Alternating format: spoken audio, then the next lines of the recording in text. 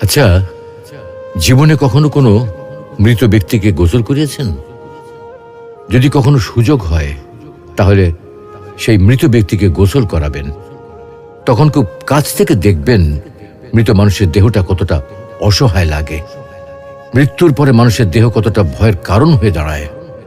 সুযোগ পেলে রাতে লাশটা পাহারা দেবেন, তখন বুঝতে পারবেন প্রিয় মানুষটার লাশ রাতের বেলায় আপনার কাছে কতটা অদ্ভুত লাগে, কতটা ভয়ের কারণ হয়ে ওঠে, কতটা আতঙ্কের কারণ হয়ে যায়।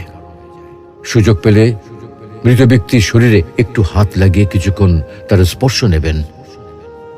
আপনি তখন উপলব্ধির সুযোগ পাবেন এই পৃথিবীতে বিশাল প্রভা প্রতিপত্তি মৃত্যুর পরে কতটা নির্যাতনের রূপ নেয়।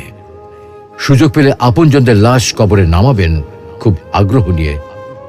শেষবারের মতো মৃতদেহের মুখটি একবার দেখার চেষ্টা করবেন এবং বারবার উপলব্ধি করার চেষ্টা করবেন এই মৃতদের সাথে অনন্তকালের যাত্রার পথে এটাই আপনার জীবনের শেষ দেখা। সুযোগ পেলে মাঝে মধ্যে কবরস্থানে গিয়ে নীরবে কিছুক্ষণ দাঁড়াবেন। এরপর মনে মনে চিন্তা করবেন জীবনের লাভ ক্ষতির হিসাব।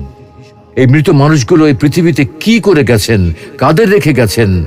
যাদের রেখে গেছেন তারা কি কখনো এই মৃত মানুষগুলোকে স্মরণ করার জন্য কবরস্থানের আশেপাশে একটি বারের জনকে দেখতে আসে? আমাদের জীবনটা বড় অদ্ভুত, বৈচিত্র্যময়।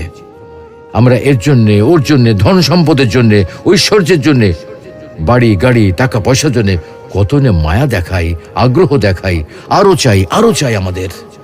অথচ এই জীবনে আমরা মৃত্যুর কথা না ভেবে, পরকালের জবাবদিহির কথা না ভেবে কিভাবে আরো সম্পদ অর্জন করতে পারি সেই চিন্তায় বিভোর থাকি।